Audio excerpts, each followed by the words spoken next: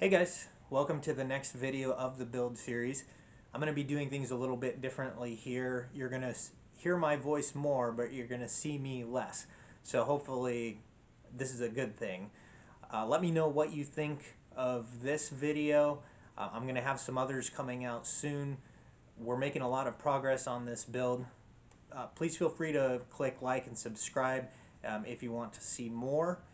At the end of the build, I'm going to do a video that shows the complete build from start to finish with no commentary or anything like that. So keep an eye out for that. I'm going to have it done once the guitar is finished, and then I also plan to have a demo of the guitar as well. For anyone following along with the Great Guitar Build-Off, please check that out. There's the unofficial competition going on. Please check out a lot of the other builders on there. There's some really awesome stuff going on. Thanks for watching, and I hope you enjoy. Here's a look at what we have currently. So I drew out some lines there, and we're going to do a slight angle around that, and then we're going to round that off. So if you're familiar with Schecter guitars, they do something similar a lot of the time to make it thinner so that there's easier access, and then our back plate will just go on there at an angle, which will be just fine. So All right, here's the first part of the voiceover, which I'm going to be trying out. We're going to see how this goes. Let me know in the comments if you like this. I figure we can get some more information going while I'm working rather than just having me stand there and talk. So here we've got a bunch of filing going on and a bunch more filing. There's lots of filing here. Fairly tedious process to get the shape.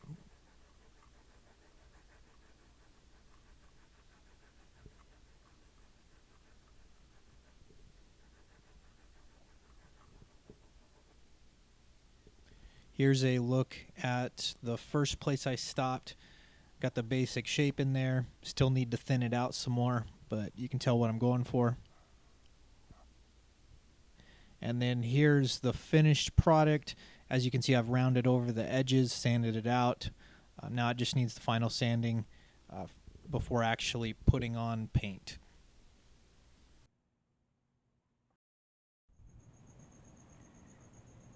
here we have the back plate, and I put it on with masking tape to hold it in place where I wanted it. I don't know if you can really see, but I have little holes in there now. That's where I'm going to be drilling. I used a hole punch. Just like that for it. So now that we have this ready to go, we're going to go ahead and drill those holes, and then we're going to drill the holes, one there and one back here for the strap buttons, and that should be it. We should be done with drilling on the body. So our next step is going to be sanding out the body and getting it ready to be painted. We're changing from about 80 grit paper there to 320 grit. I've already sanded out most of the things I wanted to as far as getting the material removed, so now we're going for a little bit of a finer finish.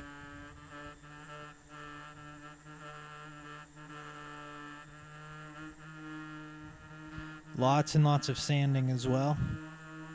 One thing you'll notice about guitar building is that a vast majority of your time is spent sanding. I would highly recommend investing in good tools for sanding because of this. If you're looking to save time, it's the way to go. Right now I'm using an orbital sander. It is a random orbital sander. It probably cost about 40 bucks. The other thing that you've seen in my previous videos is the spindle sander. It also has an attachment for a belt. I highly recommend that as well.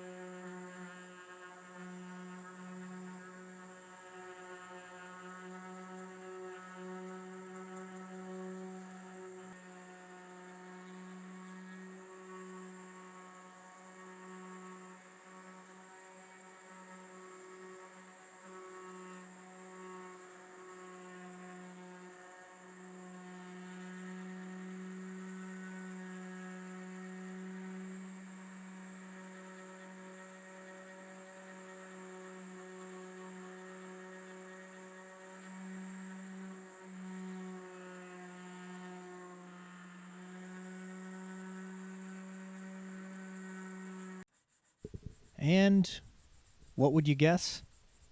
More sanding. This time I'm doing it by hand. I don't really have any good tools to get the edges since they're rounded over. And you should probably just do the final bits by hand anyways. I'm just using one of the spare pads that I had, or I guess one of the used pads that I had, to get the most use out of the sandpaper.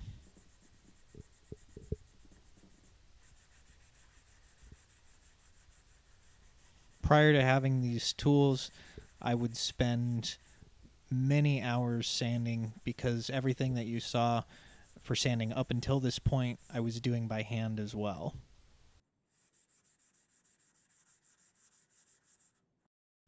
This is a look at the contraption I built to hold the guitar while I paint it. Basically, the guitar body screws in to the part on the left, and then you can rotate it with the dowel going through the pipes. This is not an original idea. There are definitely similar designs out there. I designed this myself based off of those and then put it together how I saw fit. I wanted something small and compact.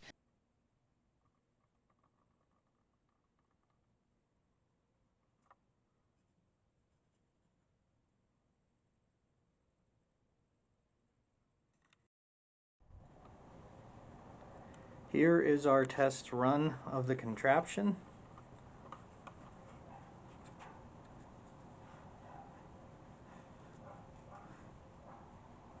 As you can see right there, I've got some screws holding it in. I chose screws that were just about as big as the hole that I had, or the holes that I had drilled in the body. So the thread really isn't going into the body. I wanted to make sure that we didn't mess with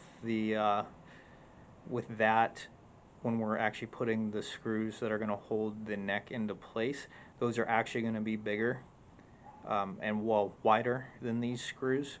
So these are basically just sitting in the holes, and then they are screwed into that piece of wood right there. I tried it with just two, but we needed a few more just to make sure that it's fully supported on here. As you can see, I don't have this clamped, so the base that I made there appears to be wide enough to where I don't really have to clamp it to anything. And as you can see, pretty sturdy. This right here is glued, and then I screwed it in as well. It doesn't have to be super sturdy. I mean, this is probably, I don't know, less than 10 pounds. Almost definitely less than 10 pounds. So this doesn't have to exactly hold a lot of weight.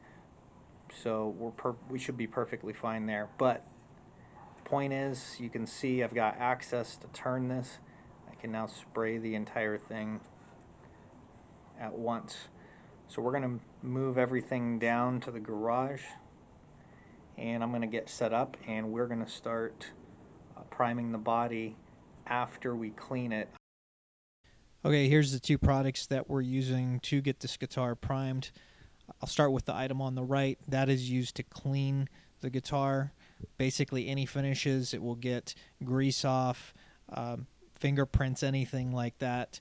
It's great to have. You should be using it, especially if you're going to touch the guitar in between coats. And then the primer, that's basically a primer and a filler all in one. It's designed for use on cars, and it worked very well here for guitars. Oftentimes you will use car paints or related things. For guitar finishes, they often work very well. I want to give a shout out to this bucket that I got for my birthday. Basically a spare bucket, and it allowed me to carry everything I needed down to the garage so that we can paint the guitar body. So thank you to everyone who got me the bucket of fun for my birthday. Alright, so we're just starting with the edges of the guitar over there, and then we're going to work around and cover the entire body on the first coat. I am wearing a dust mask for painting. I am planning on getting a better mask, not just for this, but for sanding and everything like that. I have the garage door open, so it is fairly well ventilated. Definitely make sure you give yourself a good space to work in if you are going to paint.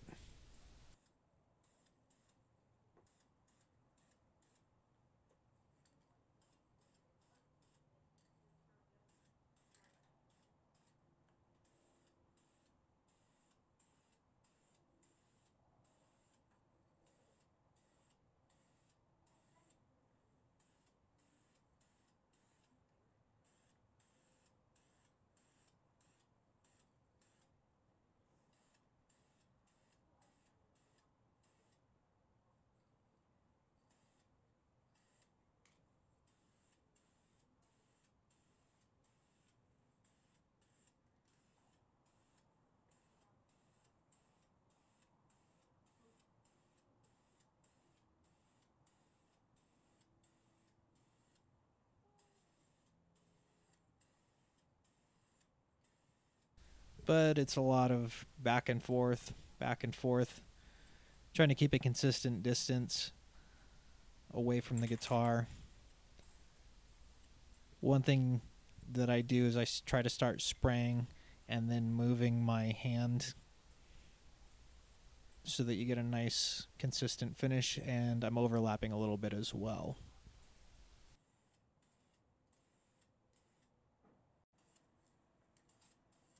Now we're on to the second coat. This is about the point in time when I started to realize that you can still see the grain. We are using mahogany for this body. I've not really worked with mahogany before, so I didn't really know what to expect. But you can see all the pores, and we're doing a one color finish, so it's not going to work for what we want. From here, though, the priming looks good. Body looks good. You can't even tell that there's a bunch of pores on there and that you can still see the grain.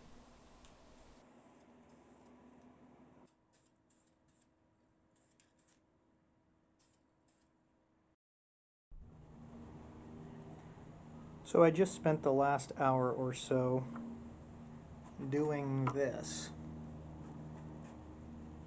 So I'd put 2 coats of primer on, but you could see the grain.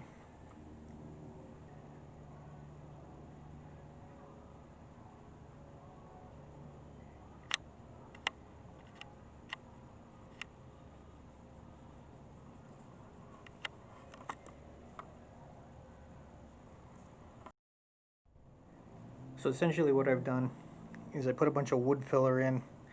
I used an old credit card to basically scrape it on. The good thing about being in Arizona is that everything dries really fast. The bad thing about being in Arizona is everything dries really fast.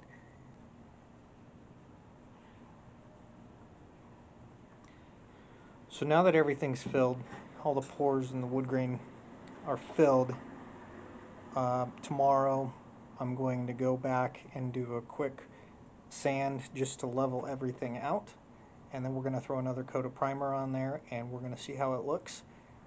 So here's a look at the different colors that I went through until we finally got to our current color. So I started with the Krylon there on the left. It was about the shade I was looking for, and so I bought it. I was getting primer at the time as well, so I got that at the same time, and then I went online, looked up a little bit more about it, started reading about it. Only saw negative things, stuff like how the spray was coming out, how it dripped a lot, how the color didn't exactly match. There were all kinds of issues that I saw and a bunch of pictures with that. So after doing a little more research, I decided I was going to look into something else. Next, I went to this. I bought this off of Amazon, and as you can see, that looks kind of orange. I'm kind of colorblind, but I can definitely tell it is not the color that was on Amazon when I ordered it.